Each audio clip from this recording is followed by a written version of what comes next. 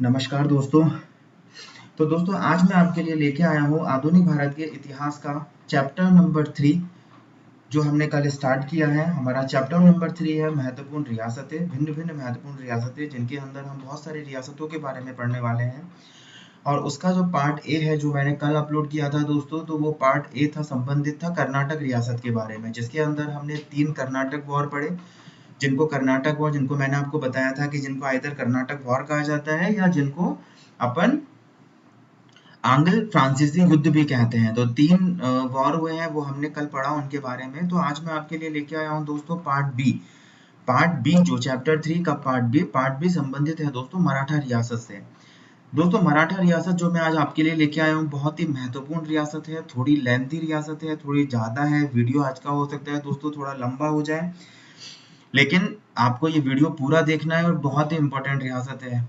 ठीक है दोस्तों। तो दोस्तों मेरे आपको मेरा चैनल कैसा लग रहा है दोस्तों, प्लीज प्लीज प्लीज दोस्तों ज्यादा से ज्यादा लोगों के साथ मेरे चैनल को सब्सक्राइब कीजिए दोस्तों, ज्यादा से ज्यादा लाइक कीजिए दोस्तों, कमेंट कीजिए और कमेंट बॉक्स में बताइए दोस्तों अगर और आपको मटेरियल में कुछ सुधार चाहिए, अगर आपको लगता है कि वॉइस प्रॉपर नहीं आ पा रही है, अगर कोई भी प्रॉब्लम जो आपको लगती है दोस्तों, तो प्लीज कमेंट बॉक्स में दोस्तों बताइए।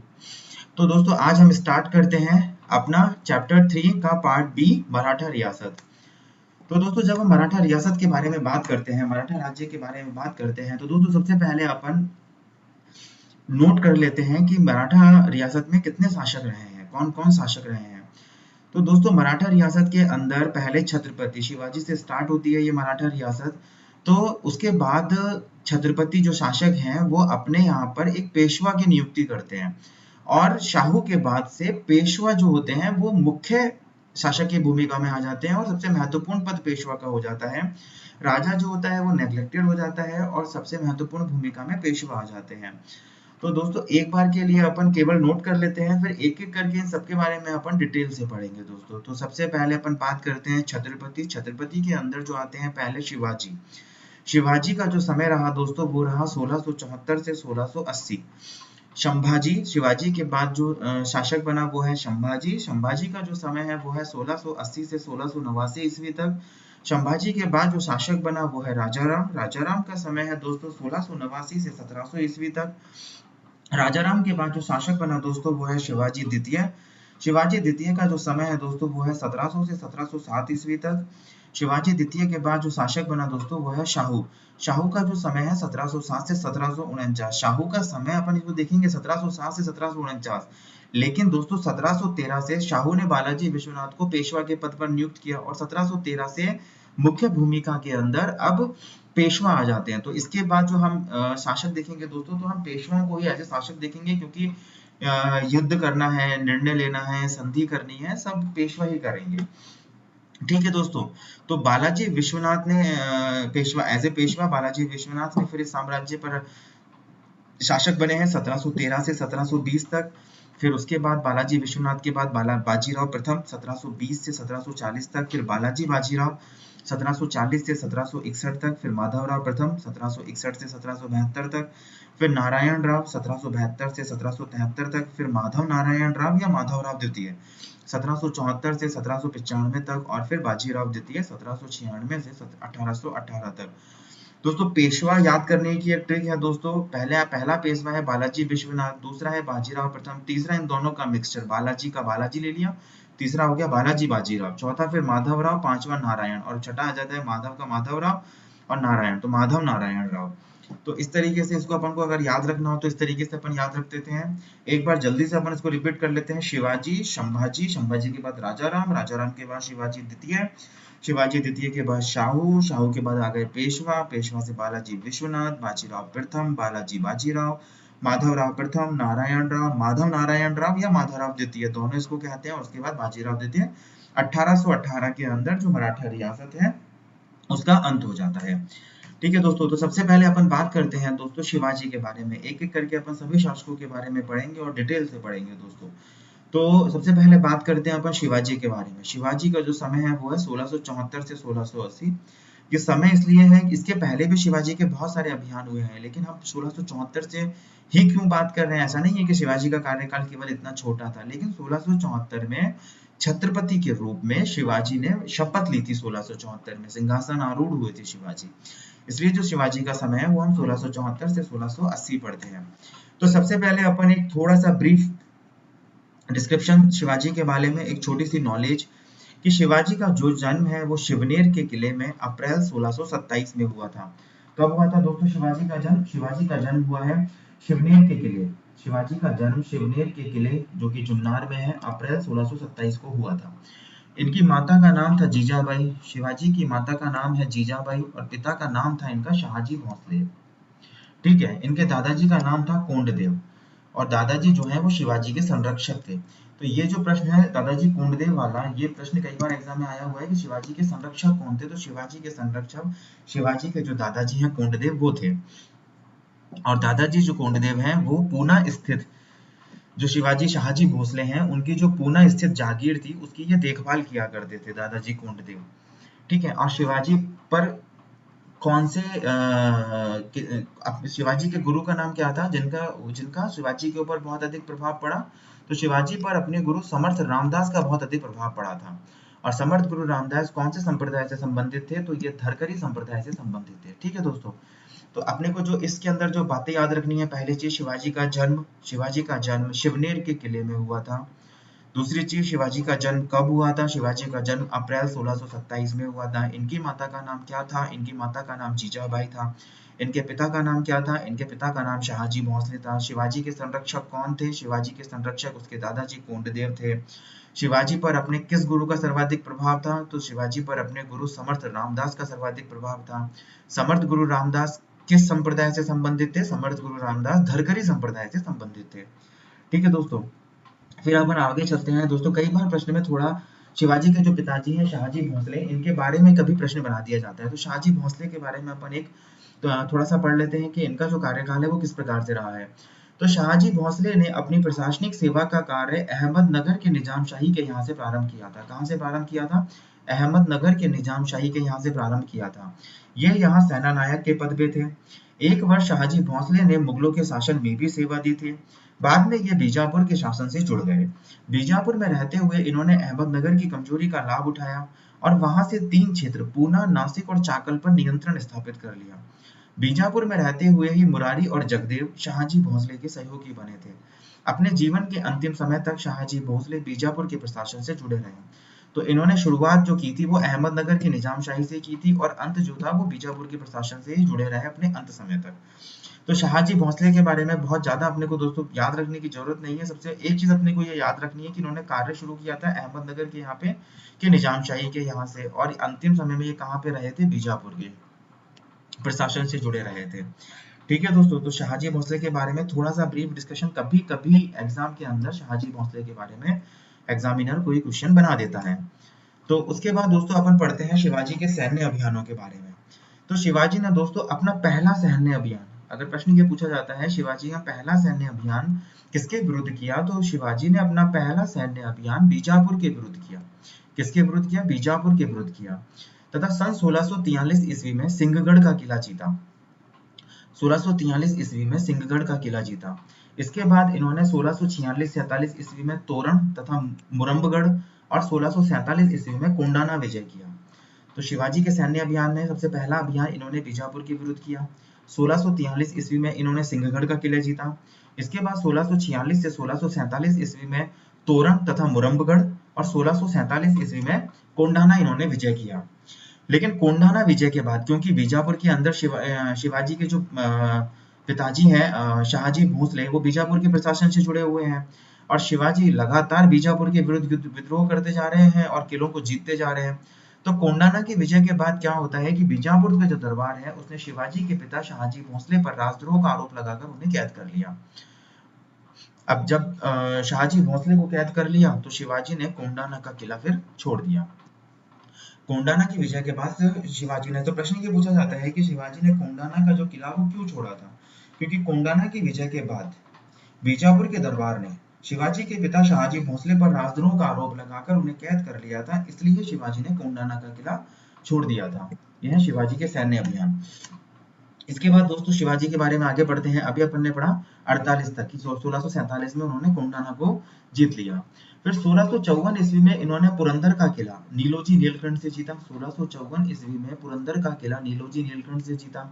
1656 ईस्वी में चंद्रराव मौर्य से जावली का किला जीता, जिससे इन्हें वीर मावली सैनिकों की सेवाएं मिली। तो 1654 में क्या किया इन्होंने, पुरंदर का किला जीता नीलोजी नीलकंठ से। 1656 ईस्वी में चंद्रराव मौर्य से इन्होंने जावली का किला जीता, और अप्रैल 1656 में बीजापुर से रायगढ़ का क्षेत्र छीनकर इसे अपनी राजधानी बनाया। तो अप्रैल 1656 में शिवाजी ने अपनी राजधानी किसको बनाया, रायगढ़ को, और रायगढ़ कहां से प्राप्त किया, बीजापुर से छीनकर। तो अप्रैल 1656 में बीजापुर से रायगढ़ का क्षेत्र छीनकर इसे शिवाजी ने अपनी राजधानी बनाया। 1656 ईस्वी तक शिवाजी ने चाकन, पुरंदर, बारामती, सूपा, तिकोना और लोहागढ़ के किलों पर अधिकार कर लिया था। 1657 ईस्वी में अहमदनगर तथा जुन्नार पर आक्रमण के समय इन्होंने पहली बार औरंगजेब का सामना किया था।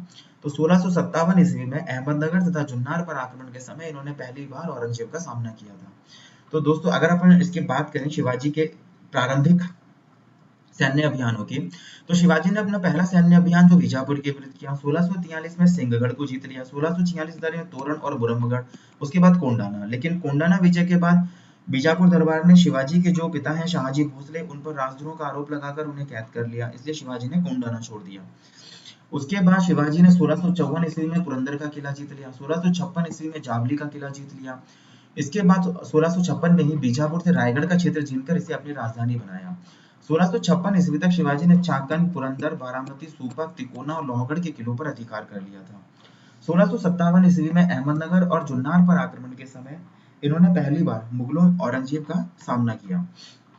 इसके बाद आता है बीजापुर से संघर्ष। ठीक है, अब औरंगजेब को ये लग रहा था कि भाई एक कोई शक्ति है जो कि हिंदुस्तान के अंदर अभी जन्म ले रही है और ये आगे बहुत बड़ी शक्ति बन सकती है। तो शिवाजी को मुगल साम्राज्य से दूर रखने के लिए कि ये मुगल साम्राज्य से पे इतनी बड़ी शक्ति ना बन जाए कि ये मुगल साम्राज्य पे आक्रमण करे, या ये मुगल साम्राज्य पे आक्रमण करने से पहले ही अपन इसको खत्म कर दें। तो मुगल साम्राज्य से दूर रखने के लिए बीजापुर के जो सेनापति अफजल खान को, बीजापुर के सेनापति अफजल खान को सितंबर 1659 में शिवाजी को कुचलने के लिए भेजा। जब अफजल खान शिवाजी को परास्त नहीं कर सका तो उसने अपना दूत भेजा कृष्णाजी भास्कर को संधि का प्रस्ताव लेकर कि भाई भोजन पर नियंत्रण के हिसाब से संधि का प्रस्ताव के रूप में उसने कृष्णाजी भास्कर को भेजा शिवाजी के पास में।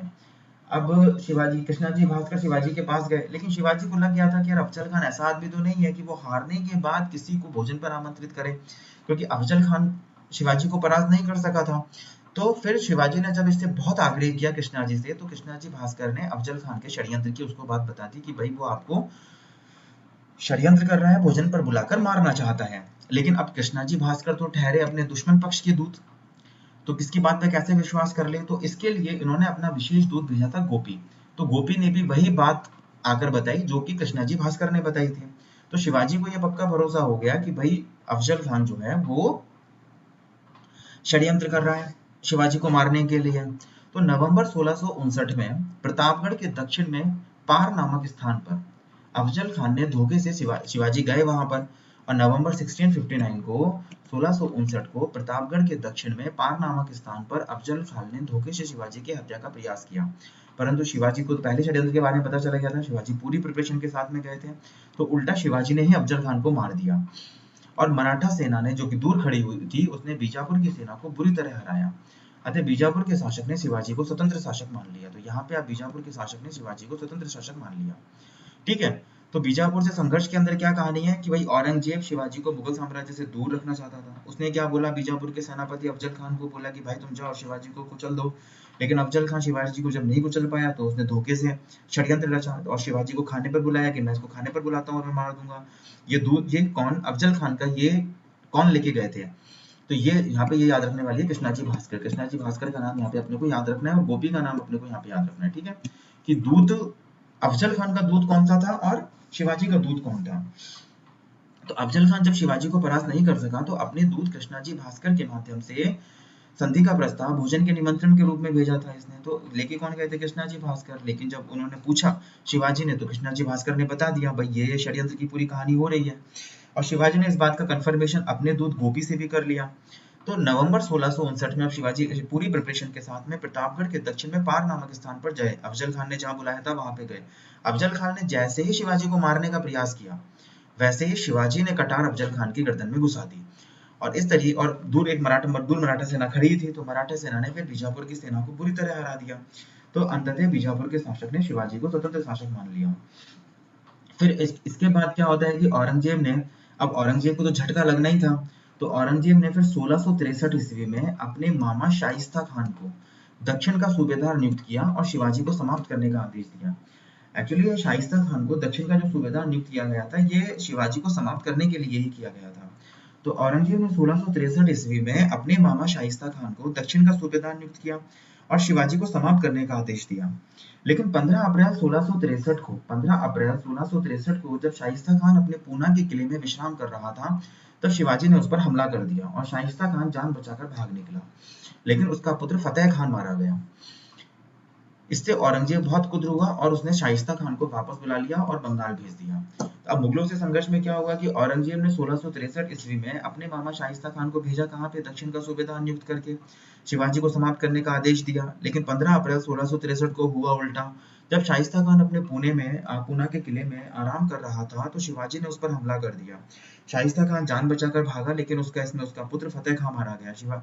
शाइस्ता खान भागकर सीधा पहुंचा औरंगजेब के पास में। औरंगजेब उसके ऊपर बहुत गुस्सा हुआ और औरंगजेब ने उसको बंगाल भेज दिया। अब शाइस्ता खान की असफलता के बाद फिर औरंगजेब ने क्या सोचा, औरंगजेब ने आमेर के कछवाहा शासक जयसिंह को भेजा। औरंगजेब ने आमेर के कछवाहा शासक जयसिंह को दक्षिण का सूबेदार नियुक्त किया। औरंगजेब ने आमेर के कछवाहा शासक जयसिंह को दक्षिण का सूबेदार नियुक्त किया। जयसिंह का जो सहयोगी है वो दिलेर खान या दिलेर खान था। ये कभी कभी किसी न किसी प्रश्न में ये पूछा गया है दोस्तों प्रश्न, कि जब जयसिंह गया था वहां पे दक्षिण का सूबेदार जब नियुक्त किया था औरंगजेब ने जयसिंह को शिवाजी के विरुद्ध, तो जयसिंह का सहयोगी कौन था? तो जयसिंह का जो सहयोगी था वो दिलेर खान था। ये नाम अपने को याद रखना है। जयसिंह ने रायगढ़ और पुरंदर में शिवाजी को पराजित किया और शिवाजी को बाध्य होकर जयसिंह के साथ पुरंदर की संधि करनी पड़ी। तो ये दोस्तों अपने को इंपॉर्टेंट है कि फिर शिवाजी को बाध्य होकर जयसिंह के साथ पुरंदर की संधि करनी पड़ी। तो पुरंदर की संधि किस किस के बीच में हुई है? शिवाजी और जयसिंह के बीच में। तो ये पुरंदर की संधि क्या है दोस्तों? कि पुरंदर की संधि जो है ये बहुत इंपॉर्टेंट संधि है दोस्तों, ये अपने को याद रखनी है। पुरंदर की संधि 22 जून 1665 को हुई है। इस संधि में इटली से आया हुआ इस संधि में लाइव ये प्रत्यक्ष रूप से उपस्थित था विदेशी यात्री मनुची। इटली से आया हुआ विदेशी यात्री मनुची प्रत्यक्ष रूप से संधि के समय उपस्थित था। इस संधि के अंतर्गत शिवाजी ने अपने 35 किलो में से 23 किले मुगलों को देना स्वीकार किया, जिनकी वार्षिक आय 40 लाख हूण थी। इस संधि के अंतर्गत शिवाजी ने अपने 35 किलो में से 23 किले मुगलों को देना स्वीकार किया, जिनकी वार्षिक आय 40 हूण थी। शिवाजी के पास जो 12 किले बचे थे उनकी वार्षिक आय 1 लाख हूण थी। मराठों को मुगलों के पक्ष में 5000 घुड़सवार सैनिकों के सहयोग का आदेश दिया गया। मराठों को मुगलों के पक्ष में 5000 घुड़सवार सैनिकों के सहयोग का आदेश दिया गया। शिवाजी के पुत्र संभाजी को 5000 की मनसबदारी प्रदान की गई। शिवाजी के पुत्र संभाजी को 5000 की मनसबदारी प्रदान की गई। तो ये पुरंदर की संधि थी। पुरंदर की संधि के समय इटली से आया हुआ विदेशी यात्री मनुची वहां पे प्रत्यक्ष रूप से उपस्थित था। इस संधि के अंतर्गत 35 किलो में से 23 किले दे दिए, बचे 12 किले। जो 23 किले दिए उनकी वार्षिक आय थी 40 लाख, जो 12 किले बचे उनकी वार्षिक आय थी 1 लाख हूण। मराठों को मुगलों के पक्ष में 5000 घुड़सवार सैनिकों के सहयोग का आदेश दिया गया और शिवाजी के पुत्र संभाजी को 5000 की मनसबदारी प्रदान की गई। इसी संधि के क्रम में शिवाजी औरंगजेब से मिलने गए थे, लेकिन दरबार में अपमानित महसूस होने पर वे वहां से बाहर चले गए और इन्हें कैद कर लिया गया। लेकिन अपनी चालाकी से ये अपने हमशक्ल होरजी फरजंद को अपनी जगह लेटाकर, ये घटना है जो कि अपने को इतिहास में मिलती है। इसके अंदर जो नाम अपने को याद रखना है दोस्तों, वो नाम याद रखना है होरजी फरजंद का। कि भाई जब शिवाजी औरंगजेब से मिलने गए थे आगरा, तो दरबार में अपमानित होने पर शिवाजी वहां से उठ के बाहर आ गए तो शिवाजी को कैद कर लिया गया। लेकिन जब शिवाजी को कैद कर लिया गया तो शिवाजी ने अपने हमशक्ल हौरजी फरजंद को अपनी जगह लेटाकर वहां से भाग निकले। किसको? अपने हमशक्ल हौरजी फरजंद को वहां पे उन्होंने लेटाया और वो वहां से भाग निकले। सितंबर 1666 को रायगढ़ पहुंचकर इन्होंने दक्षिण के सूबेदार मुअज्जम के माध्यम से संधि का प्रस्ताव रखा। सितंबर 1666 को ये रायगढ़ पहुंच गए। रायगढ़ पहुंचने के बाद इन्होंने बोला भाग तो पाऊंगा नहीं, फिर इन्होंने औरंगजेब से संधि का प्रस्ताव रखा। किसके माध्यम से? उस समय दक्षिण का सूबेदार था मुअज्जम। मुअज्जम कौन है? औरंगजेब का बेटा है, ठीक है, जिसे औरंगजेब ने मान लिया। ठीक है दोस्तों, तो इसमें क्या क्या हुआ है अपने पास? एक तो फिर पहली जो बात थी दोस्तों इसके अंदर, तो पहली बात तो ये थी कि सबसे पहले औरंगजेब ने क्या भेजा, अफजल खान को भेजा। अफजल खान से जब पार नहीं पड़ी तो दो अपने मामा शाइस्ता खान को भेजा। शाइस्ता खान के बाद फिर आमेर के शासक जयसिंह को भेजा और जयसिंह के साथ पुरंदर की संधि हुई। ठीक है, और पुरंदर की संधि होने के बाद इनको जब औरंगजेब वहां से मिलने गए तो यहाँ कैद कर लिया गया और अपने हमशक्ल हॉर्जी फर्जंद को लेटाकर वहां से भाग निकले। इसके बाद आता है शिवाजी का राज्याभिषेक 16 जून 1674 को। अब मैं आपको बताया अपन ने दोस्तों इतना कुछ शिवाजी के बारे में अब तक अपन पढ़ चुके हैं, इतने किले उन्होंने जीते, लेकिन एक्चुअली उनका राज्याभिषेक जो है वो 1674 में हो रहा है। इसलिए जो शिवाजी का हम समय नोट करते हैं वो 1674 से 1680 नोट करते हैं। तो 16 जून 1674 को रायगढ़ के किले में शिवाजी का राज्याभिषेक, रायगढ़ के किले में शिवाजी का राज्याभिषेक काशी के प्रसिद्ध विद्वान विश्वेश्वर भट्ट अथवा गंगा भट्ट ने किया। इस अवसर पर हेनरी ऑक्सटाइन उपस्थित था। शिवाजी ने छत्रपति की दीक्षा उपाधि ली और हिंदू धर्म की रक्षा का प्रण लिया। हैदेव धर्मोद्धारक व गो ब्राह्मण प्रतिपालक की उपाधि धारण की। तो दोस्तों इसमें अपने कौन कौन से प्रश्न बनते हैं। पहला प्रश्न ये बनता है कि शिवाजी का राज्याभिषेक कब हुआ। तो शिवाजी का राज्याभिषेक हुआ 16 जून 1674 को। शिवाजी का राज्याभिषेक कहाँ हुआ। शिवाजी का राज्याभिषेक हुआ रायगढ़ के किले में। राज्याभिषेक किसने करवाया था।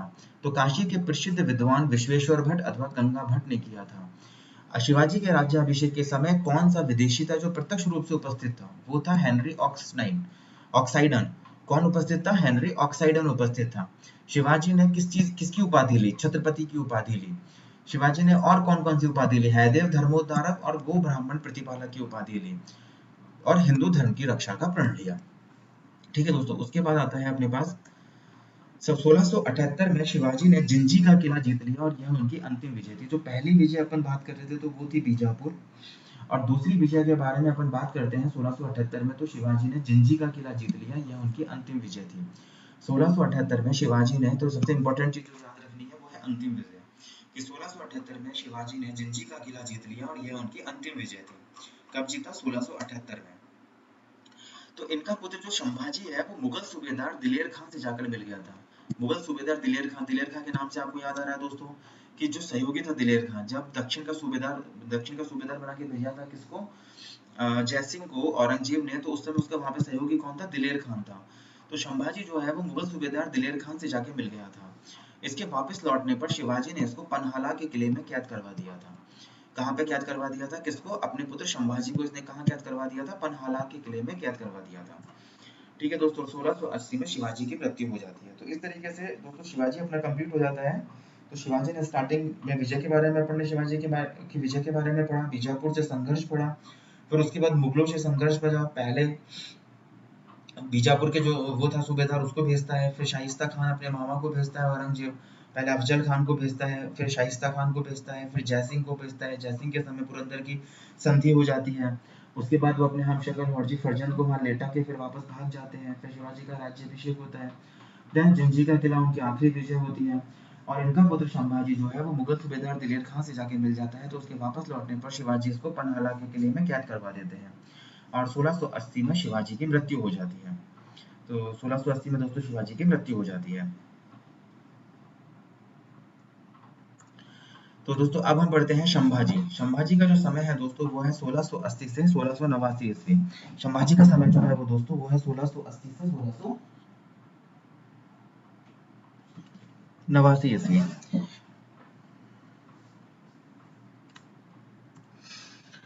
तो शिवाजी की मृत्यु के समय जैसा हमने पढ़ा था दोस्तों कि वो दिलेर खां से जाके मिल जाता है। तो उसके वापस लौटने पर शिवाजी ने क्या किया, संभाजी को पन्हाला के किले में कैद करवा दिया। तो जब शिवाजी की मृत्यु हो गई 1680 में, तो शिवाजी की मृत्यु में संभाजी कहाँ है, पन्हाला के किले में कैद है। ठीक है, लेकिन सेनापति हम्बीराव मोहिते की सहायता से संभाजी गद्दी पर बैठ गया। ठीक है, लेकिन सेनापति हम्बीराव मोहिते की सहायता से वो बाहर आ जाता है और गद्दी पर बैठ जाता है। इसने उत्तर भारतीय ब्राह्मण कवि कलश को प्रशासन का सर्वोच्च अधिकार सौंप दिया। इसने किसको सर्वोच्च अधिकार सौंप दिया, उत्तर भारतीय ब्राह्मण कवि कलश को प्रशासन का सर्वोच्च अधिकार सौंप दिया। संभाजी संभाजी ने औरंगजेब के विद्रोही पुत्र अकबर को संरक्षण प्रदान किया। दोस्तों आपको याद होगा जो हमारा पहला चैप्टर जब हम पढ़ रहे थे उत्तर मुगल शासक, तो उत्तर मुगल शासक के अंदर मैंने आपको बताया था कि इसके जो अपना औरंगजेब है, औरंगजेब के 5 बेटे हैं, मुअज्जम, आजम, कामबख्श, मोहम्मद सुल्तान और अकबर। मोहम्मद सुल्तान की मृत्यु औरंगजेब के समय में ही हो गई थी। और अकबर के बारे में हमने ये पढ़ा था कि अकबर जो है उसको औरंगजेब भेजता है मारवाड़ अभियान पर, ठीक है। लेकिन मारवाड़ अभियान पे जब औरंगजेब जाता है तो वो रास्ते में ही अपने आप को सम्राट घोषित कर देता है औरंगजेब के स्थान पर। तो ये बात औरंगजेब को पता चलती है, तो औरंगजेब दिल्ली से सेना भेजता है कि भाई जाओ संभाजी को पकड़ के ले, वो अकबर को पकड़ के लेके आओ। लेकिन अकबर वहां से भाग जाता है और किसकी शरण में जाता है? संभाजी की शरण में। तो ये चीज वही यहाँ पे दोस्तों, ये अपने को इतिहास को ऐसे लिंक करके पढ़ना है कि अपन ने जो पहले पढ़ा वो सारी चीजें बाद में भी अपने को उस पर्टिकुलर जगह पे मिलने वाली है। तो अभी हम संभाजी पढ़ रहे हैं, तो संभाजी के अंदर ये आता है कि संभाजी ने औरंगजेब के विद्रोही पुत्र अकबर को संरक्षण प्रदान किया, ठीक है दोस्तों। उसके बाद आता है मुगल सेनापति मुकर्रब खान ने 1689 ईस्वी में संभाजी व कवि कलश को संगमेश्वर के किले पर कैद कर लिया और दोनों की हत्या कर दी गई। मुगल सेनापति मुकर्रब खान ने क्या किया? 1689 ईस्वी में संभाजी व कवि कलश, कवि कलश कौन है? उत्तर भारतीय ब्राह्मण कवि कलश, जिसे प्रशासन का सर्वोच्च अधिकार सौंप दिया था संभाजी ने। तो मुगल सेनापति मुकर्रब खान ने 1689 ईस्वी में संभाजी और कवि कलश को संगमेश्वर के किले पर कैद कर लिया और दोनों की हत्या कर दी गई। तो इस तरीके से संभाजी का यहाँ पे ये अंत हो जाता है। अंत कैसे होता है कि मुगल सेनापति जो मुकर्रब खान है वो 1689 ईस्वी में संभाजी और कवि कलश को इसने संगमेश्वर के किले पर कैद कर लिया और दोनों की हत्या कर दी गई। तो 1680 से 1689 इस तरीके से हमारा संभाजी कंप्लीट होता है। तो हमारा जो अगला शासक आता है दोस्तों वो आता है राजाराम, 1689 से 1700 ईस्वी। अब संभाजी की जब हत्या हो जाती है तो मंत्री परिषद ने शिवाजी के दूसरे पुत्र राजाराम को शासक घोषित कर दिया। राजाराम जो है वो शिवाजी का ही दूसरा पुत्र है, शिवाजी का पुत्र है राजाराम, उसको शासक घोषित कर दिया क्योंकि संभाजी का जो पुत्र शाहू है वो अभी अल्पवयस्क था। तो संभाजी की हत्या के बाद में जो मंत्री परिषद थी उसने शिवाजी के दूसरे पुत्र राजाराम को शासक घोषित किया क्योंकि संभाजी का पुत्र शाहू अल्पवयस्क था। राजाराम ने सुरक्षा की दृष्टि से, आपको ध्यान हो तो शिवाजी ने बनाया था रायगढ़ को अपनी राजधानी, ठीक है, जो बीजापुर से उसने लिया था। लेकिन रायगढ़ के स्थान पर, सुरक्षा की दृष्टि से रायगढ़ के स्थान पर जिंजी कर्नाटक को अपनी राजधानी बनाया। जिंजी शब्द से दोस्तों आपको याद आ रहा होगा कि जिंजी का किला शिवाजी की आखिरी विजय थी। तो राजाराम ने सुरक्षा की दृष्टि से रायगढ़ के स्थान पर जिंजी कर्नाटक को अपनी राजधानी बनाया। मुगलों ने रायगढ़ पर अधिकार करके शाहू तथा उसकी मां यशोबाई को कैद कर लिया। मुगलों ने दोस्तों, जब हम वो पढ़ रहे थे उत्तर मुगल शासक, तो उसके अंदर हमने ये पढ़ा था कि जो शाहू है वो 1689 से मुगलों की कैद में था। तो वो मुगलों की कैद में कैसे गया? यहाँ से कि मुगलों ने रायगढ़ पर अधिकार करके शाहू और उसकी माई यशोबाई को कैद कर लिया। 1700 ईस्वी में सतारा में राजाराम की मृत्यु हो गई। कहाँ पे? सतारा में राजाराम की मृत्यु हो जाती है 1700 ईस्वी में। तो राजाराम में जो हमें बातें ध्यान में रखनी है दोस्तों, पहली चीज, राजाराम किसका पुत्र है? राजाराम संभाजी का पुत्र, क्योंकि अल्पवयस्क था इसलिए शिवाजी के दूसरे पुत्र राजाराम को ही शासक बनाया गया। दूसरी चीज कि राजाराम ने सुरक्षा की दृष्टि से रायगढ़ के स्थान पर जिंजी, जो कि कर्नाटक में है, उसे अपनी राजधानी बनाया। तीसरा, जब राजाराम के समय में ही मुगलों ने रायगढ़ पर हमला किया और शाहू और उसकी मां यशोबाई को कैद कर लिया। अब 1700 ईस्वी में सतारा में राजाराम की मृत्यु हो जाती है। तो इस तरीके से हमारा राजाराम कंप्लीट हो जाता है। राजाराम के बाद पढ़ते हैं हम शिवाजी द्वितीय। यह होता है 1700 से 1707 ईस्वी। राजाराम की मृत्यु के बाद में राजाराम के अल्पवयस्क पुत्र शिवाजी द्वितीय को गद्दी पर बैठाया गया। राजाराम की पत्नी ताराबाई ने उसकी संरक्षिका बनकर कोल्हापुर से शासन चलाया। राजाराम की मृत्यु के बाद में राजाराम का जो अल्पवयस्क पुत्र था शिवाजी द्वितीय, उसको गद्दी पर बैठा दिया गया और राजाराम की पत्नी ताराबाई ने उसकी संरक्षिका बनकर कोल्हापुर से शासन चलाया।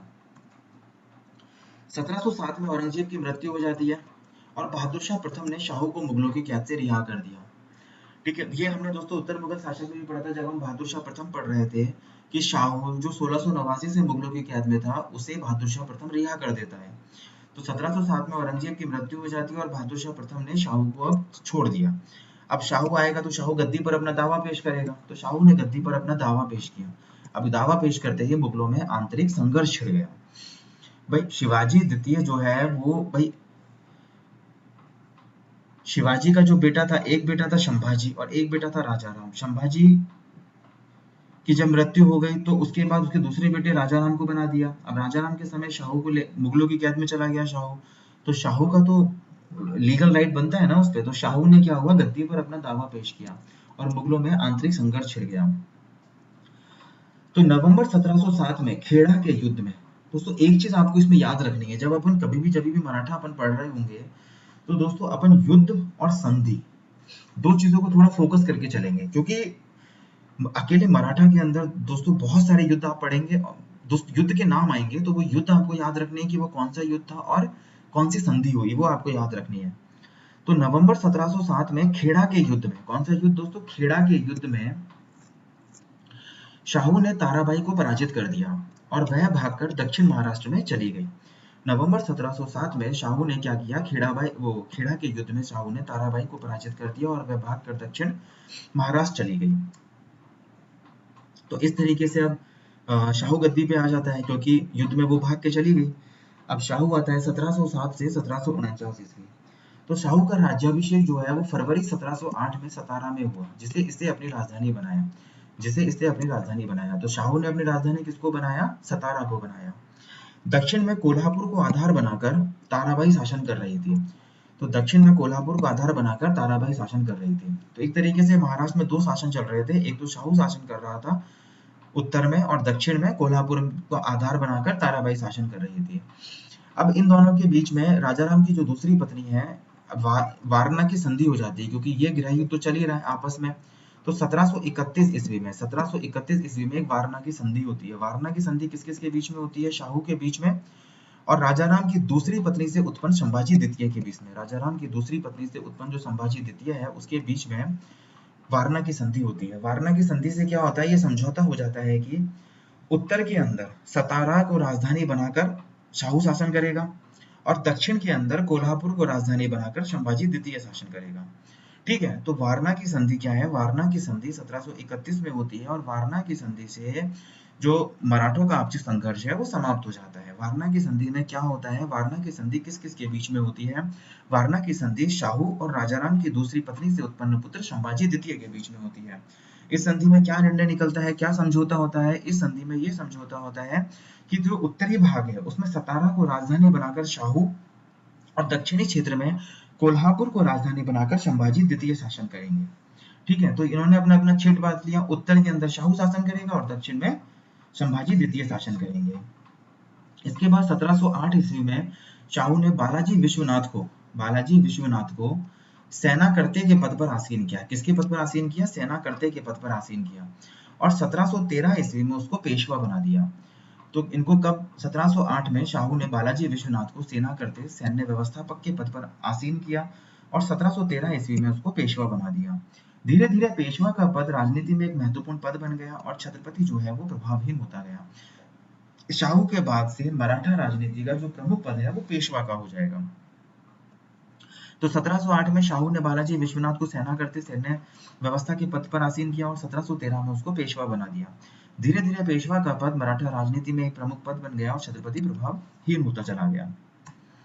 अब दोस्तों अपन पढ़ते हैं पेशवा बालाजी विश्वनाथ 1713 से 1720। अब जो शासक आ जाएंगे दोस्तों उनके आगे पेशवा रहेगा। अब पेशवा मुख्य भूमिका में आ जाते हैं। तो पेशवा बालाजी विश्वनाथ 1713 से 1720, पेशवा बालाजी विश्वनाथ 1713 से 1720। तो कोंकण के चित्पावन ब्राह्मण बालाजी विश्वनाथ ने अपना जीवन एक छोटे राजस्व अधिकारी के रूप में प्रारंभ किया था।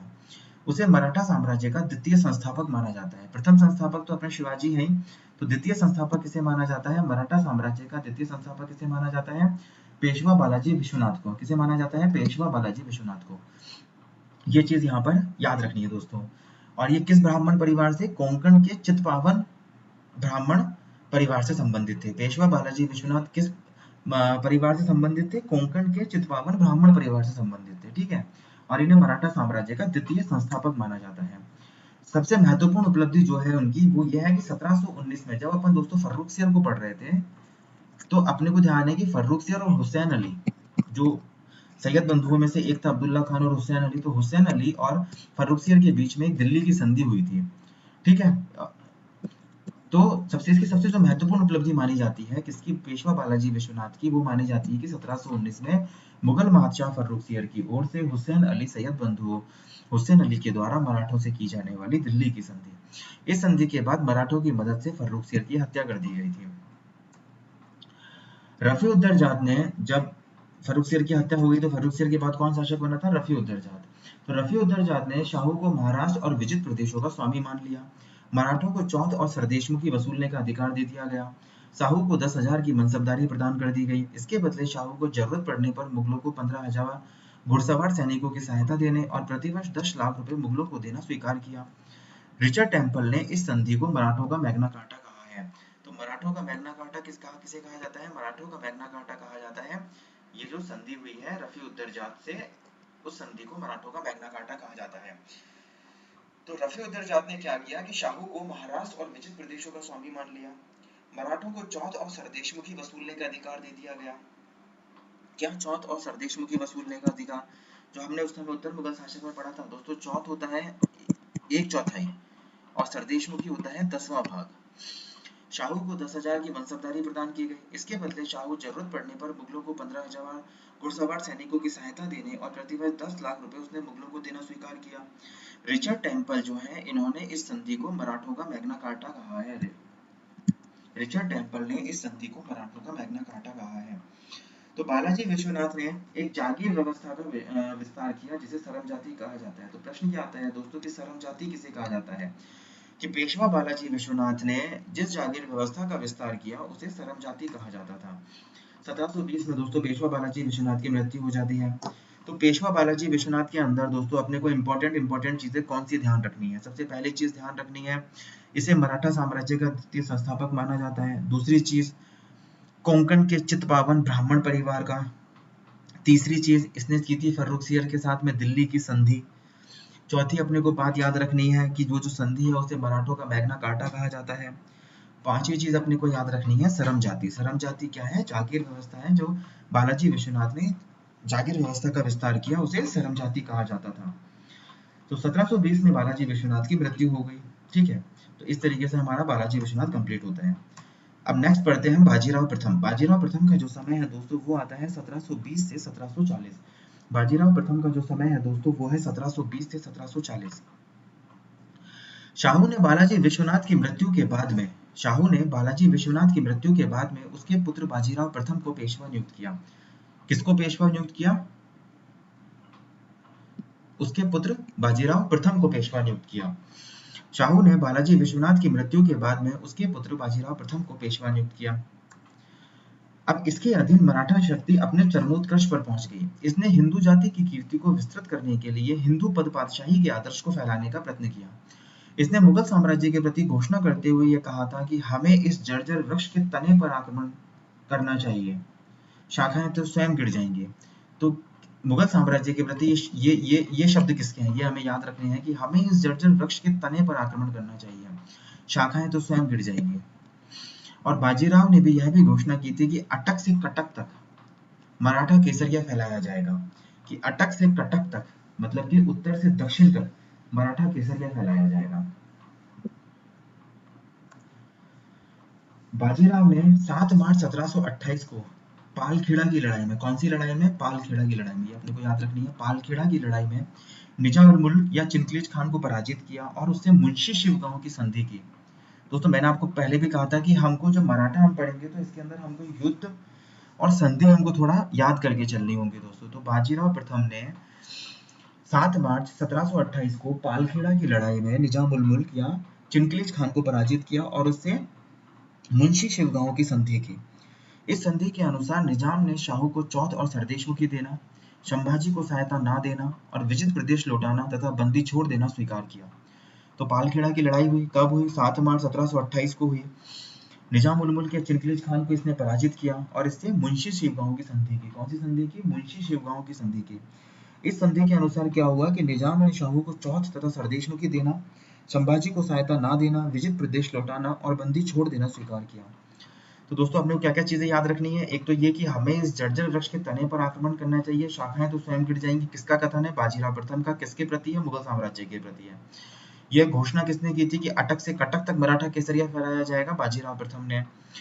पालखेड़ा की लड़ाई किसने की थी? बाजीराव प्रथम ने। किस किस के बीच में हुई थी? बाजीराव प्रथम और निजाम उल मुल्क ने। विजय किसकी हुई? बाजीराव प्रथम की। संधि कौन सी हुई थी पालखेड़ा लड़ाई के बाद? मुंशी शिवगांव की संधि। संधि के अनुसार क्या हुआ कि निजाम ने शाहू को चौथ तथा सरदेशमुखी देना, संभाजी को सहायता ना देना, विजित प्रदेश लौटाना और बंदी छोड़ देना स्वीकार किया। और 1731 में वारणा की संधि हुई। वारणा की संधि किस किस के बीच में हुई थी? वारणा की संधि हुई थी 1731 में संभाजी और बाजीराव प्रथम के बीच में। इस संधि के द्वारा संभाजी द्वितीय ने शाहू की अधीनता स्वीकार कर ली। इस संधि के द्वारा क्या हुआ? संभाजी द्वितीय ने शाहू की अधीनता स्वीकार कर ली। किस संधि के द्वारा? वारणा की संधि के द्वारा। संधि कब हुई? 1731 में। 1737 में फिर भोपाल का एक युद्ध होता है। कौन सा युद्ध होता है? भोपाल का युद्ध। इसमें पुनः निजाम हैदराबाद निजाम उल मुल्क को पराजित किया। किसने? बाजीराव प्रथम ने। तो भोपाल के युद्ध में 1737 में बाजीराव प्रथम ने हैदराबाद के निजाम उल मुल्क को पराजित किया।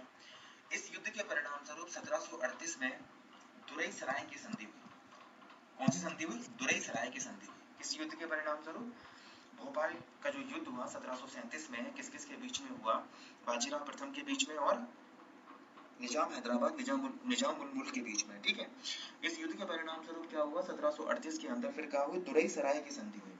तो इस संधि के तहत निजाम ने संपूर्ण मालवा का प्रदेश और नर्मदा से चंबल के इलाके की पूरी सत्ता किसको? मराठों को सौंप दी। संपूर्ण मालवा का प्रदेश और नर्मदा से चंबल के इलाके की पूरी सत्ता मराठों को सौंप दी। युद्ध कौन सा हुआ? भोपाल का युद्ध। संधि कौन सी हुई? दुरई सराय की संधि। तो दोस्तों इसमें आपको ये चीज याद रखनी है कि कौन से युद्ध के बाद में कौन सी संधि हो रही है। युद्ध भी याद रखना है और संधि भी याद रखनी है। फिर 1727-28 में 1728-29 में मोहम्मद वंगश नामक पठान ने बुंदेला नेता छत्रसाल के राज्य पर हमला कर दिया था। 1728-29 में मोहम्मद बंगश नामक पठान ने बुंदेला नेता छत्रसाल के राज्य पर हमला कर दिया था। बाजीराव प्रथम ने इसमें महत्वपूर्ण भूमिका निभाई और मोहम्मद शाह बंगश के विरुद्ध छत्रसाल की सहायता की। इस क्रम में मस्तानी नामक महिला की चर्चा मिलती है। तो दोस्तों हम इतिहास में पढ़ते हैं, मूवी भी बनी हुई है बाजीराव मस्तानी। तो ये मस्तानी नामक महिला की चर्चा कहाँ मिलती है और ये कौन सा बाजीराव है? ये बाजीराव यही है, बाजीराव प्रथम 1720 से 1740 वाला। और इसकी जो मस्तानी नाम की महिला की जो चर्चा मिलती है वो मिलती है अपने ये बुंदेला नेता छत्रसाल की बेटी थी। और मोहम्मद वंगश नामक पठान ने बुंदेला नेता छत्रसाल के राज्य पर हमला कर दिया था। तो बाजीराव प्रथम ने छत्रसाल की सहायता की थी। तो इसी जो प्रसंग है, ये जो घटना है इतिहास की, इसी घटना में मस्तानी नामक महिला की चर्चा मिलती है। यह शिवाजी के बाद बाजीराव प्रथम शिवाजी के बाद गुरिल्ला युद्ध का सबसे बड़ा प्रतिपादक था। बाजीराव प्रथम शिवाजी के बाद गुरिल्ला युद्ध का सबसे बड़ा प्रतिपादक था और इसे लड़ाकू पेशवा के रूप में स्मरण किया जाता है। क्या किसके रूप में? लड़ाकू पेशवा। एक तरीके से इसका उपनाम अपन बोल सकते हैं कि इसका उपनाम लड़ाकू पेशवा और लड़ाकू पेशवा के रूप में बाजीराव प्रथम को स्मरण किया जाता है। और शिवाजी के बाद गुरिल्ला युद्ध का ये सबसे बड़ा प्रतिपादक था। 1740 में मस्तिष्क ज्वर की गंभीर बीमारी के कारण नर्मदा के तट पर इसकी मृत्यु हो गई। 1740 में मस्तिष्क ज्वर की गंभीर बीमारी के कारण नर्मदा के तट पर इसकी मृत्यु हो गई। तो इस तरीके से दोस्तों अपना बाजीराव प्रथम कंप्लीट होता है। अब अपने पास अगला जो शासक आता है दोस्तों, अगला जो पेशवा आता है वो आता है बालाजी बाजीराव। 1740 से 1761 ईस्वी। इसका जो समय है दोस्तों वो है 1740 से 1761 ईस्वी। बाजीराव प्रथम की मृत्यु होने के बाद उसका पुत्र बालाजी बाजीराव नाना साहब के नाम से गद्दी पर बैठा। कब? बालाजी बाजीराव की जैसे ही मृत्यु हो जाती है तो उसके बाद उसका पुत्र जो है बालाजी बाजीराव नाना साहब के नाम से, जो हमें इतिहास में नाना साहब का नाम मिलता है तो वो बालाजी बाजीराव है। तो उसका पुत्र बालाजी बाजीराव नाना साहब के नाम से गद्दी पर बैठा। इसके समय में पेशवा का पद जो है वो पैतृक बन गया था। पैतृक बोले तो बेटा, बेटे के बाद उसका मतलब बाप, बाप के बाद उसका बेटा, फिर उसका बेटा, फिर उसका बेटा शासन पे बैठेगा। तो इसके समय से ये जो पेशवा का जो पद है वो पैतृक बन गया था। इसके पहले पेशवा का पद नियुक्ति बेसिस होता था और उसकी नियुक्ति की जाती थी, लेकिन अब पेशवा का जो पद है वो पैतृक बन गया था। तो प्रश्न ये पूछा जा सकता है दोस्तों कि पेशवा का जो पद है वो पैतृक किसके समय बन गया था? तो बालाजी बाजीराव के समय से पेशवा का जो पद है वो पैतृक बन गया था। 1750 में हुई संगोला की संधि के बाद में 1750 में हुई संगोला की संधि के बाद में पेशवा के हाथों में सारे अधिकार सुरक्षित हो गए।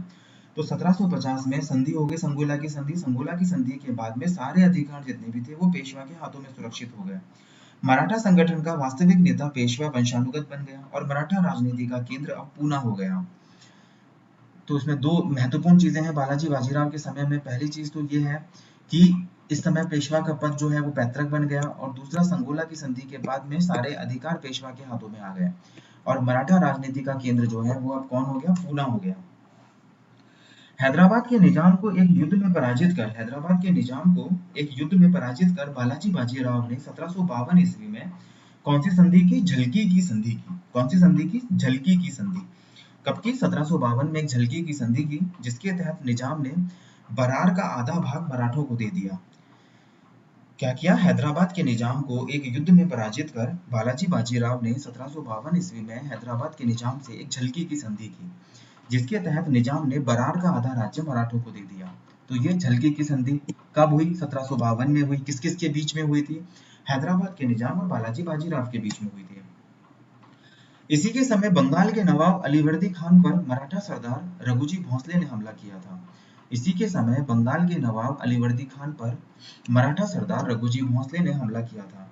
अलीवर्दी खान ने मराठा दूत, और ये हमला क्यों किया था? क्योंकि मराठा ने दूत भेजा था, लेकिन अलीवर्दी खान ने वो मराठा दूत जो भास्कर पंत को भेजा गया था उसकी हत्या करवा दी थी। इसीलिए बंगाल के नवाब अलीवर्दी खान पर मराठा सरदार रघुजी भोंसले ने हमला किया। मराठों ने अलीवर्दी खान को पराजित किया, उसके बाद उड़ीसा पर कब्जा कर लिया और बंगाल और बिहार पर 1,20,000 रुपए चौथ लाद दिया। ठीक है दोस्तों, तो इसी के समय अपने को एक घटना मिलती है। कौन सी घटना? कि बंगाल के नवाब अलीवर्दी खान पर मराठा सरदार रघुजी भोंसले ने हमला किया था। हमला के पीछे कारण क्या था? कि अलीवर्दी खान ने जो मराठा दूत था भास्कर पंत, अपने को नाम याद रखना है यहाँ पर, ये भास्कर पंत, इसकी हत्या करवा दी थी। मराठों ने अलीवर्दी खान को पराजित करने के बाद उड़ीसा पर कब्जा कर लिया और बंगाल तथा बिहार पर 1,20,000 रुपए का चौथ लाद दिया।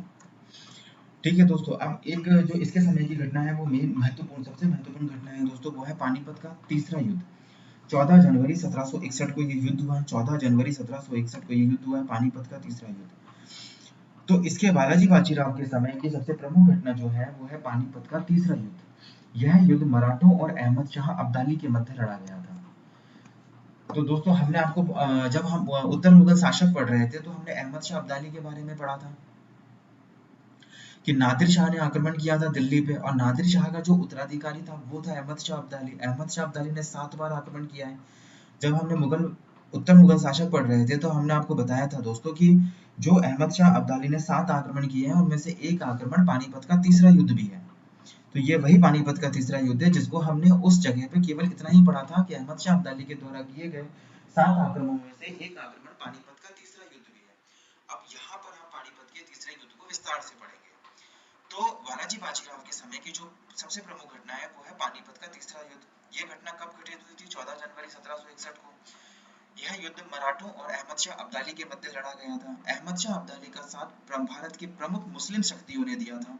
इनमें कौन कौन थी? इनमें थी अवध का नवाब सुजाउद्दौला, मुगल शासक शाह आलम द्वितीय और रोहिलखंड का नवाब नजमुद्दौला।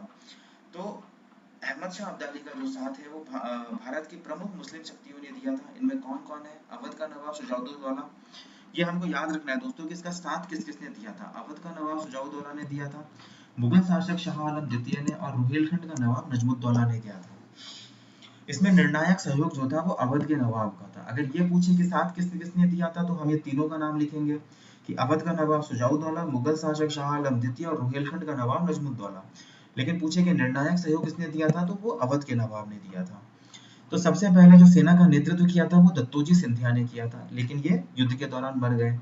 उसके बाद मराठा सेना का जो नेतृत्व है मल्हारराव होलकर ने और रघुनाथ राव ने। सीरीज एक्चुअली पूछी जाती है इसलिए मैंने ये आपको अलग अलग लिखाया है कि पहले जो नेतृत्व किया था वो दत्तोजी सिंधिया ने किया था, फिर मल्हारराव होलकर और रघुनाथ राव ने किया था, लेकिन ये भी अपने अब्दाली और उसके सहयोगियों को पराजित करने में असफल रहे और इन्हें भी युद्ध के मैदान से भागना पड़ा। उसके बाद अंततः जो युद्ध का नेतृत्व है वो बालाजी बाजीराव ने अपने अल्पवयस्क पुत्र विश्वास राव को दिया, लेकिन वास्तव में जो युद्ध का नेतृत्व है वो सदाशिव राव भाऊ ने किया था। तो 14 जनवरी 1761 को 2:15 पर विश्वास राव मारा गया और 2:45 पर सदाशिव राव भाऊ मारा गया। इस युद्ध में मराठों की बहुत बुरी पराजय हुई, लगभग 25,000 योगदान मराठा सैनिक मारे गए।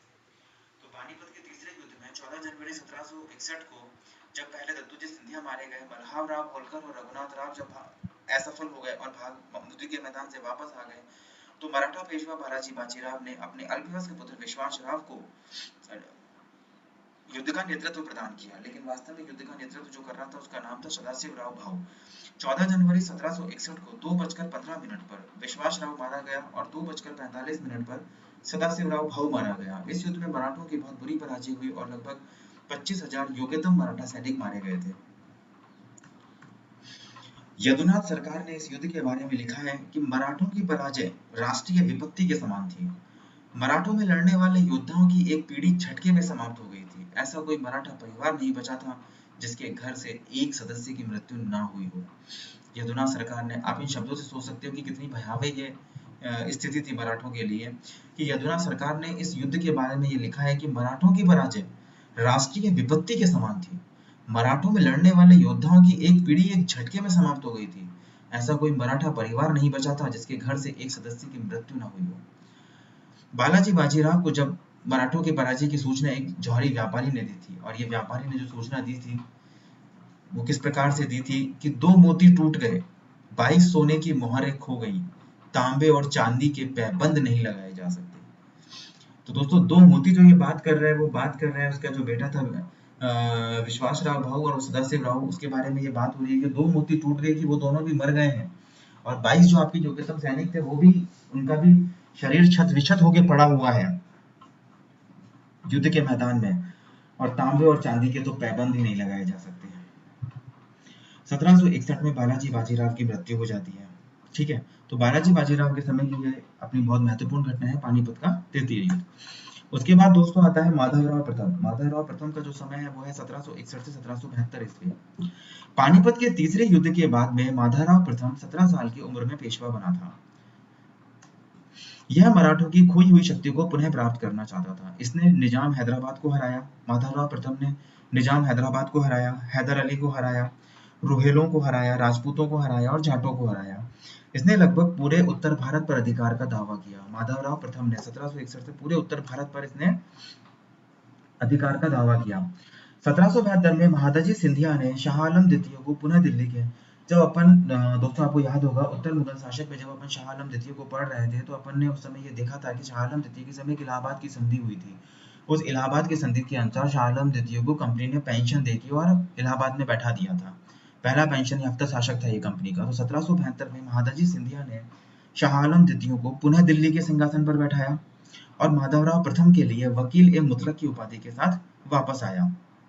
महादजी सिंधिया जो है उसने शाह आलम द्वितीय को पुनः दिल्ली के सिंहासन पर बैठाया और माधवराव प्रथम के लिए वकील ए मुतलक की उपाधि के साथ वापस आया। 1772 में क्षय रोग से माधवराव प्रथम की मृत्यु हो गई। इसकी मृत्यु पर ग्रांट डफ ने यह लिखा था कि मराठा साम्राज्य के लिए पानीपत का मैदान उतना घातक सिद्ध नहीं हुआ जितना कि इस श्रेष्ठ शासक का असामयिक देहावसान। मतलब आप सोच सकते हो कि पानीपत के तीसरे युद्ध के बाद में कोई ये कल्पना भी नहीं कर सकता था कि मराठा शक्ति फिर से पुनः उठ खड़ी हो सकती है, लेकिन माधवराव प्रथम ने उस मराठा शक्ति को वापस से पुनः प्राप्त किया और इसने निजाम हैदराबाद को हराया, हैदर अली को हराया, रोहिलों को हराया, राजपूतों को हराया, जाटों को हराया और लगभग संपूर्ण उत्तर भारत पर अधिकार का इसने दावा किया था। मराठा शक्ति एक बार पुनः फिर खड़ी हो गई थी और इसलिए इसकी असामयिक मृत्यु पर इसकी ग्रांट डफ ने यह लिखा है कि मराठा साम्राज्य के लिए पानीपत का मैदान फिर भी शायद उतनी क्षति नहीं पहुंचा पाया या उतना घातक सिद्ध नहीं हुआ जितना कि इस श्रेष्ठ शासक का असामयिक देहावसान। इसकी मृत्यु के साथ ही मराठा साम्राज्य का पतन आरंभ हो गया। इसके बाद दोस्तों आता है नारायण राव 1772 से 1773 ईस्वी। माधवराव की जैसे ही मृत्यु होती है तो माधवराव की मृत्यु होने के बाद उसका जो चाचा है रघुनाथ राव और उसके छोटे भाई जो नारायण राव है, उन दोनों के बीच में पेशवा के पद के लिए संघर्ष प्रारंभ हो जाता है। किसमें? माधवराव की मृत्यु के बाद में उसके चाचा रघुनाथ राव और उसके छोटे भाई चाचा रघुनाथ राव और उसके छोटे भाई नारायण राव के बीच में पेशवा के पद के लिए संघर्ष प्रारंभ हो जाता है। दरबार के लोग क्या करते हैं कि जो उसका छोटा भाई है नारायण राव, उसको पेशवा के पद पर आसीन कर देते हैं, लेकिन 1773 में ही रघुनाथ राव क्या करता है, षड्यंत्र करता है और नारायण राव की हत्या करवा देता है। फिर आता है माधव नारायण राव या माधव राव द्वितीय 1774 से 1795। अब होता क्या है कि नारायण राव की मृत्यु के बाद में रघुनाथ राव ने जब उसको मार दिया नारायण राव ने, तो रघुनाथ राव ने उसको मारा पेशवा पद को पाने के लिए। तो नारायण राव की मृत्यु जैसे ही हो जाती है तो रघुनाथ राव अपने आप को पेशवा घोषित करने की कोशिश करता है, लेकिन जो नाना फडणवीस है वो उसका विरोध करते हैं और इसको पेशवा बनने से रोक देते हैं। लेकिन रघुनाथ राव नाना फडणवीस का यह कहकर अपमान करता है कि तुम तो स्वयं पानीपत के तृतीय युग से भागे हुए भगोड़े हो। लेकिन फिर भी दरबारियों के ऊपर इस बात का कोई फर्क नहीं पड़ता है और दरबारी रघुनाथ राव को ना बनाकर माधव नारायण राव, जो उसका नवजात बच्चा होता है, नारायण राव का जो नवजात बच्चा होता है, उसे 1774 में पेशवा घोषित कर दिया जाता है। इस तरह माधव नारायण राव या माधव राव द्वितीय पेशवा बन जाता है। पेशवा की अल्प आयु के कारण मराठा राज्य की जो देखरेख होती है वो 12 बाई नाम की एक 12 बाई, क्योंकि इसमें 12 सदस्य हैं इसलिए इसका नाम रखा गया 12 बाई। इसकी 12 बाई नाम की 12 सदस्यों की एक परिषद उस कार्य को किया करती थी, क्योंकि ये बहुत नवजात बच्चा था। इसमें नाना फडणवीस, सखाराम बापू और महादजी सिंधिया प्रमुख व्यक्ति थे। जो 12 सदस्यों की एक परिषद थी उसको 12 बाई कहा जाता था, और इस 12 सदस्यों की परिषद में नाना फडणवीस, सखाराम बापू और महादजी सिंधिया प्रमुख व्यक्ति थे। तो माधव नारायण राव या माधवराव द्वितीय कैसे शासक बनता है कि नारायण राव की जब हत्या हो जाती है, रघुनाथ राव हत्या कर देता है, तो रघुनाथ राव अपने आप को शासक व पेशवा घोषित करने की कोशिश करता है, लेकिन नाना फडणवीस उसका विरोध करता है। बाकी सारे दरबारी भी नाना फडणवीस के साथ में रहते हैं, और नारायण राव का जो नवजात बच्चा होता है उसे पेशवा घोषित कर दिया जाता है। इस तरीके से माधव नारायण राव पेशवा बन जाता है। अब माधव नारायण राव या नारायण माधव राव के समय होता है प्रथम आंग्ल मराठा युद्ध, जो कि दोस्तों बहुत इंपॉर्टेंट है, 1775 से 1782 प्रथम आंग्ल मराठा युद्ध। तो प्रथम आंग्ल मराठा युद्ध का कारण क्या होता है दोस्तों? मराठों के आपसी झगड़े और अंग्रेजों की महत्वाकांक्षा है। भाई अंग्रेज तो अब ये चाह रहे हैं, सत्ता प्राप्ति की भूख तो अंग्रेजों के अंदर जगी चुकी है, तो कहीं भी जहाँ झगड़े होते हैं वहां पर अंग्रेजों की महत्वाकांक्षा जग जाती है, और आपसी झगड़ों के चक्कर में लोग अंग्रेजों से सहायता मांगने पहुंच जाते हैं। तो रघुनाथ राव जो है वो तो असंतुष्ट हो गया, क्योंकि उसको पेशवा बनने नहीं दिया, इसलिए वो भागकर कहाँ चला जाता है? बंबई के अंग्रेज अधिकारियों की शरण में चला जाता है, और वहां पे जाने के बाद उनसे सूरत की संधि कर लेता है। क्या कर लेता है? 1775 में सूरत की संधि कर लेता है।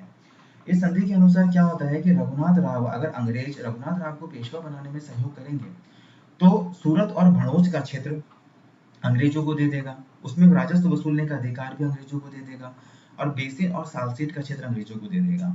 तो रघुनाथ राव अंग्रेजों को पेशवा बनाने में मदद करने के बदले में सूरत और भड़ोच का क्षेत्र पर राजस्व वसूलने के अधिकार के साथ साथ बेसिन और सालसीट का क्षेत्र अंग्रेजों को दे देगा। तो ये सूरत की संधि हो जाती है कहाँ पे, किस किस के बीच में हो जाती है सूरत की संधि? सूरत की संधि हो जाती है रघुनाथ राव के बीच में और अंग्रेजों के बीच में। अब ये क्या होता है कि ब्रिटिश कर्नल किटिंग ने रघुनाथ राव के पक्ष में पूना के समीप अर्रास नामक स्थान पर मराठों पर हमला कर देता है। ब्रिटिश कर्नल किटिंग के ने क्या करता है कि रघुनाथ राव के पक्ष में पूना के समीप अर्रास नामक स्थान पर मराठों पर हमला कर देता है। इस युद्ध को क्या कहा जाता है? अर्रास का युद्ध। क्या कहा जाता है? अर्रास का युद्ध। इसी युद्ध के साथ में प्रथम आंग्ल मराठा युद्ध की औपचारिक शुरुआत हो जाती है। यह युद्ध, इस युद्ध का कोई निर्णय नहीं निकलता है, यह युद्ध अनिर्णायक रहता है। उसके बाद जैसे ही वो सूरत की जो संधि होती है, वो सूरत की संधि अब अपने यहाँ पे बैठता है गवर्नर जनरल, तो पूरी सूरत की संधि जो है वो कलकत्ता जाएगी। कलकत्ता की काउंसिल पहले उसको अप्रूव करेगी, और कलकत्ता की काउंसिल अप्रूव करने के बाद फिर लंदन जाएगी। वो चीज, जो भी कोई संधि होगी वो स्टेप बाय स्टेप अप्रूव होगी। तो अब क्या हुआ कि सूरत की संधि जैसे ही कलकत्ता गई, तो कलकत्ता ने सूरत की संधि को रद्द कर दिया, और मार्च 1776 में पूना के पास पुरंदर की संधि पर हस्ताक्षर किया। मराठों ने पूना के पास पुरंदर की संधि पर हस्ताक्षर किया। इस कार्य के लिए कलकत्ता से कर्नल ऑप्टन को भेजा गया था। इस संधि के अनुसार, पुरंदर की संधि के अनुसार क्या होता है कि सूरत की संधि को रद्द कर दिया जाता है, और रघुनाथ राव का साथ नहीं देना अंग्रेज तय करते हैं। लेकिन जब ये पुरंदर की संधि को भेजा जाता है लंदन अप्रूवल के लिए, तो लंदन की समिति बोलती है, वो पुरंदर की संधि को रद्द कर देती है और बोलती है कि जो पहले सूरत की संधि की गई थी वही मान्य है। तो ये कहानी आपको याद रखनी है कि पहले होती है सूरत की संधि, सूरत की संधि के बाद अर्रास का युद्ध होता है, उसके बाद कलकत्ता की काउंसिल सूरत की संधि को रद्द कर देती है। मार्च 1776 में मराठों ने पूना के पास पुरंदर की संधि की। इस कार्य के लिए कलकत्ता से कर्नल ऑप्टन को भेजा गया। इस संधि के अनुसार क्या हुआ कि सूरत की संधि रद्द कर दी गई, और रघुनाथ राव का साथ देना नहीं देना अंग्रेजों ने तय किया। लेकिन जब इस किसको, कौन सी वाली संधि को, अब इस पुरंदर की संधि को जब लंदन की समिति के पास भेजा गया, तो इन्होंने पुरंदर की संधि को निरस्त कर दिया और सूरत की संधि को मान्यता प्रदान की। ठीक है दोस्तों, वॉरेन हेस्टिंग्स ने गार्ड के नेतृत्व में एक सैन्य टुकड़ी, अब जब सूरत की संधि को मान्यता मिल गई तो मतलब रघुनाथ राव को साथ देना है हमें, तो वॉरेन हेस्टिंग्स ने गार्ड के नेतृत्व में एक सैन्य टुकड़ी कलकत्ता से कहाँ भेजी? बंबई भेजी। वॉरेन हेस्टिंग्स ने गार्ड के नेतृत्व में एक सैन्य टुकड़ी कलकत्ता से बंबई भेजी। बंबई में कार्बन के नेतृत्व में इस सैन्य टुकड़ी ने मराठों से युद्ध किया। बंबई में कार्बन के नेतृत्व में इस सैन्य टुकड़ी ने मराठों से युद्ध किया। इस युद्ध को क्या कहा जाता है? तेलगांव का युद्ध कहा जाता है। कौन सा युद्ध कहा जाता है? तेलगांव का युद्ध। तेलगांव का युद्ध किस किस के बीच में हुआ था? अंग्रेजों और मराठों के बीच में। अंग्रेजों की तरफ से इसमें नेतृत्व किसने किया था? कार्बन ने किया था। तो ये युद्ध क्या कहा जाता है? तेलगांव का युद्ध कहा जाता है। इस युद्ध में मराठों की विजय हुई, और अंग्रेजों को बाध्य होकर 1779 में बड़गांव की संधि करनी पड़ी। क्या करनी पड़ी? बड़गांव की संधि 1779 में। इसी के साथ अंग्रेजों ने मराठों के सभी जीते हुए क्षेत्र वापस करने का वचन दिया कि भाई अंग्रेजों ने इस संधि में क्या हुआ कि भाई हमने जो भी आपके क्षेत्र जीत रखे हैं वो हम आपको वापस कर देंगे, ऐसा अंग्रेजों ने बोला। तो तेलगांव का युद्ध हुआ, किसमें? तेलगांव का युद्ध हुआ कहाँ पे? वो अंग्रेजों के बीच में और मराठों के बीच में। अंग्रेजी सेना का नेतृत्व किया था कार्बन ने, इसमें मराठों की विजय हुई और 1779 में बड़गांव की संधि करनी पड़ी। तो दोस्तों आपको ये चीज मैंने पहले भी बोला कि ये आपको याद रखने, और मैंने इसको बोल्ड और हाईलाइट भी कर रखा है कि तेलगांव का युद्ध और बड़गांव की संधि। उसके बाद आता है कि बड़गांव की संधि को वारेन हेस्टिंग्स ने मारने से इनकार कर दिया और उसने फिर से 2 सैन्य टुकड़ी कलकत्ता से भेजी, एक गार्ड के नेतृत्व में पूना पर हमला करने के लिए और दूसरी पोफम के नेतृत्व में ग्वालियर पर हमला करने के लिए।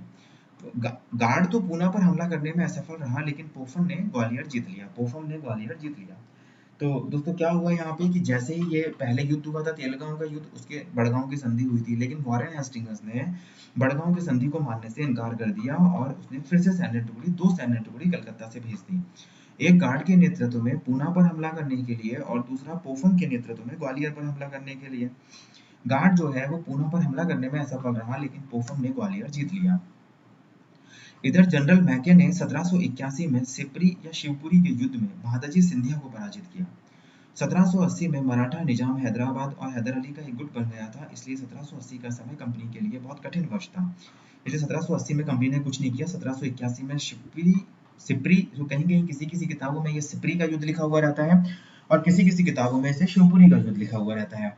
तो 1781 में शिवरी या शिवपुरी के युद्ध में महादजी सिंधिया को पराजित किया।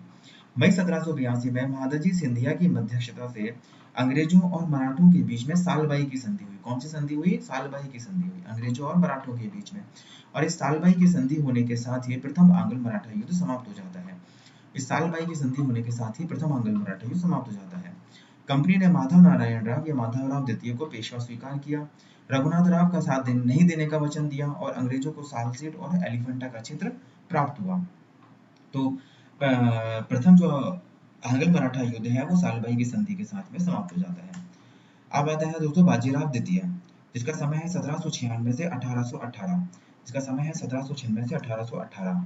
तो बाजीराव द्वितीय माधव नारायण राव की मृत्यु के बाद में रघुनाथ राव का पुत्र, रघुनाथ राव जो संघर्ष कर रहा था, जिसको सत्ता चाहिए थी, जो अंग्रेजों के पास चला गया था, जिसके चलते पूरा ये प्रथम आंग्ल मराठा युद्ध हो गया, तो उसका जो पुत्र है बाजीराव द्वितीय वो पेशवा बना। किसके? माधव नारायण राव की मृत्यु के बाद में। इसके समय दौलत राव सिंधिया और जसवंत राव होलकर प्रभावी मराठा सरदार थे। कौन कौन? दौलत राव सिंधिया और जसवंत राव होलकर प्रभावी मराठा सरदार थे। बाजीराव द्वितीय और दौलत राव सिंधिया ने मिलकर जसवंत राव होलकर के छोटे भाई, किसने? बाजीराव द्वितीय, ये बाजीराव द्वितीय और दौलत राव सिंधिया ने मिलकर जसवंत राव होलकर के छोटे भाई बिट्ठूर जी की हत्या करवा दी। किसकी हत्या करवा दी? जसवंत राव होलकर के छोटे भाई बिट्ठूर जी की हत्या करवा दी। किसने? बाजीराव ने और दौलत राव सिंधिया ने। अब इसके क्या है कि जसवंत राव होलकर फिर नाराज होकर कहाँ चला गया? पूना में इसने बाजीराव द्वितीय और दौलत राव सिंधिया की संयुक्त सेना पर हमला कर दिया। बाजीराव द्वितीय पूना से जान बचाकर भागा और अंततः अंग्रेजों की शरण में पहुंच गया और 31 दिसंबर 1802 को अंग्रेजों और बाजीराव द्वितीय के बीच में किसकी संधि हुई? बसीन की संधि हुई। भाई दौलत राव सिंधिया और बाजीराव द्वितीय ने मिलकर क्या किया? जसवंत राव होलकर के छोटे भाई बिट्ठूर जी की हत्या करवा दी। अब जसवंत राव होलकर का नाराज होना स्वाभाविक था, उसने क्या किया? बाजीराव द्वितीय और दौलत राव सिंधिया की जो संयुक्त सेना थी उस पर हमला कर दिया। अब बाजीराव द्वितीय क्या हुआ? यहाँ से भागा जान बचाकर और कहाँ पहुंच गया? अंग्रेजों की शरण में पहुंच गया और 31 दिसंबर 1802 को उसने अंग्रेजों से एक संधि कर ली और वो संधि कौन सी? बसीन की संधि। इस संधि की शर्तें क्या क्या थी कि अंग्रेजों का संरक्षण स्वीकार करते हुए पेशवा ने 60,000 अंग्रेजी सेना को पूना में रखना स्वीकार किया कि भाई 60,000 अंग्रेजी सेना है जो पूना में रहेगी। सेना के बदले पेशवा ने 26 लाख रुपए वार्षिक आय वाला क्षेत्र अंग्रेजों को देना स्वीकार किया। सेना के बदले पेशवा ने क्या? 26 लाख रुपए वार्षिक आय वाला क्षेत्र अंग्रेजों को देना स्वीकार किया। सूरत जो नगर है वो कंपनी को दे दिया गया। निजाम से चौथ वसूलने का अधिकार भी कंपनी को दे दिया गया। निजाम से चौथ वसूलने का अधिकार भी कंपनी को दे दिया। तो इस तरीके से एक तरीके से बसीन की संधि के माध्यम से एक सहायक संधि जो है वो स्वीकार कर ली। बसीन की संधि के रूप में बाजीराव द्वितीय ने अंग्रेजों के साथ सहायक संधि स्वीकार कर ली। सिंधिया व भोंसले जैसे अन्य मराठा सरदारों ने दौलत राव सिंधिया व भोंसले जैसे अन्य मराठा सरदारों ने इस संधि का तीव्र प्रतिरोध किया। फलतः अंग्रेजों और मराठों के बीच में द्वितीय आंग्ल मराठा युद्ध की पृष्ठभूमि तैयार हुई। तो द्वितीय आंग्ल मराठा युद्ध हुआ। तो बसीन की संधि का प्रतिरोध करते हुए, क्योंकि भोंसले और सिंधिया ने बसीन की, इसका प्रारंभ होने का कारण क्या है कि जो बसीन की संधि हुई बाजीराव द्वितीय से, उसका प्रतिरोध किया भोंसले व सिंधिया ने। इसके प्रतिरोध में भोंसले व सिंधिया ने अंग्रेजों का विरोध किया। लॉर्ड लेक ने 1803 ईस्वी में भोंसले को पराजित किया और उसे देवगांव की संधि करने पर विवश कर दिया। लॉर्ड लेक ने क्या किया, 1803 ईस्वी में भोंसले को पराजित किया और उसे देवगांव की संधि करने पर विवश कर दिया। अंग्रेजों ने 1803 ईस्वी में ही सिंधिया को परास्त किया और उसे सुरजी अर्जन गांव की संधि करने पर मजबूर कर दिया। कौन सी संधि करने पर? सुरजी अर्जन गांव की संधि करने पर मजबूर कर दिया। उसके बाद अंग्रेजों ने होलकर के साथ युद्ध किया 1804 में और होलकर को राजपुर घाट की संधि करने पर मजबूर कर दिया। और जैसे ही होलकर से राजपुर घाट की संधि हुई तो द्वितीय आंग्ल मराठा युद्ध भी समाप्त हो गया। तो दोस्तों आपको ये याद रखनी है कि भोंसले से संधि की है देवगांव की संधि, जो भोंसले था उससे संधि हुई है देवगांव की संधि, जो सिंधिया था उससे हुई है सुरजी अर्जन गांव की संधि, और जो होलकर था उसके से हुई है राजपुर घाट की संधि। जो भोंसले से देवगांव की संधि हुई उसमें भोंसले ने अंग्रेजों के साथ संधि करते हुए कटक एवं वर्धा नदी के पश्चिम भाग अंग्रेजों को दे दिए। सिंधिया के साथ जो संधि हुई सुरजी अर्जन गांव की संधि, उसके फलस्वरूप सिंधिया ने गंगा और यमुना के क्षेत्र कंपनी को दे दिए। और होलकर के साथ जो युद्ध हुआ 1804 ईस्वी में, उसमें जो राजपुर घाट की संधि हुई, इसी के साथ ही द्वितीय आंग्ल मराठा युद्ध समाप्त हो गया। इसी युद्ध के परिणाम स्वरूप अंग्रेजों ने मराठों पर अपनी श्रेष्ठता सिद्ध की और मराठा सरदारों को अपने अधीन कर लिया। इस युद्ध के परिणाम स्वरूप अंग्रेजों ने मराठों पर अपनी श्रेष्ठता सिद्ध की और मराठा सरदारों को अपने अधीन कर लिया। तो इस तरीके से द्वितीय आंग्ल मराठा युद्ध 1803 से 1805 रहा ये। फिर उसके बाद आता है तृतीय आंग्ल मराठा युद्ध 1817 से 1818। लॉर्ड हेस्टिंग्स ने भारत का गवर्नर जनरल बनने के बाद मराठा शक्ति को समाप्त करके उसे अंग्रेजी राज्य में मिलाने का प्रयास किया। लॉर्ड हेस्टिंग्स ने पिंडारियों का दमन करने के लिए नवंबर 1817 में सिंधिया के साथ ग्वालियर की संधि की।